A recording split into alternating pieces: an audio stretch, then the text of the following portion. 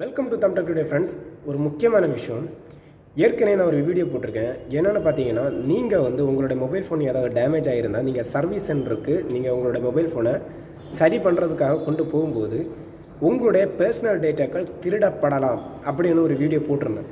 அப்போ நிறைய பேர் கேட்டிருந்தாங்க, இந்த மாதிரி திருடாமல் இருக்க நம்மளுடைய மொபைல் ஃபோன் கீழே வந்து உடஞ்சாலோ ஏதாவது பிரச்சனைகள் வந்தாலும் நம்ம சர்வீஸ் சென்டர் போகும்போது நம்மளுடைய மொபைலில் இருக்க காண்டாக்ட் நம்பர் இல்லைனா நமக்கு ப்ரைவசியான கொஞ்சம் இமேஜஸ் வீடியோஸ் வேறு ஏதாவது டீட்டெயில்ஸ் திருடாமல் இருக்க நம்ம என்ன பண்ணணும்னு நிறைய பேர் கேட்டிருந்தாங்க. நான் அதுக்கான சொல்யூஷனை இதில் சொல்கிறேன். கண்டிப்பாக நீங்கள் ஒரு மொபைல் ஃபோன் புதுசாக எடுக்கும்போது கண்டிப்பாக ஒரு புதிய மெமரி கார்டை வந்து வாங்கிக்கோங்க. உங்களுடைய மொபைல் ஃபோனில் இன்டர்னல் ஸ்டோரேஜ் இருந்தாலும் நீங்கள் வந்து இந்த எக்ஸ்டர்னல் ஸ்டோரேஜ், அதாவது இந்த மெமரி கார்டில் வந்து நீங்கள் சேவ் பண்ணுற செட்டிங்ஸை வந்து எனேபிள் பண்ணி வச்சுக்கோங்க.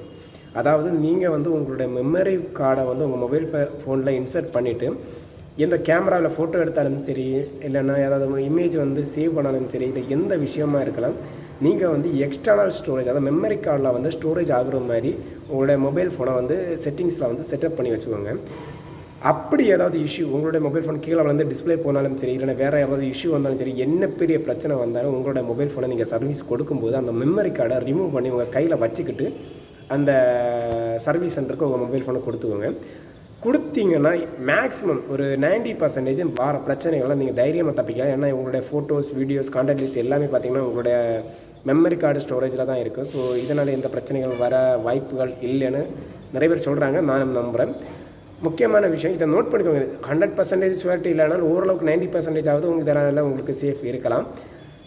ரெண்டாவது ஒரு முக்கியமான விஷயம், இந்த மெமரி கார்டை வந்து நீங்கள் வந்து எப்போதுமே உங்கள் கையிலே வச்சுருக்கணும். அதையும் வந்து துடைச்சி வேறு கையில் கொடுத்துட்டிங்கன்னா அதுவும் டேஞ்சர். ஸோ உங்கள் கேர் ஆஃபில் இருக்க மாதிரியே நீங்கள் பார்த்துக்கோங்க.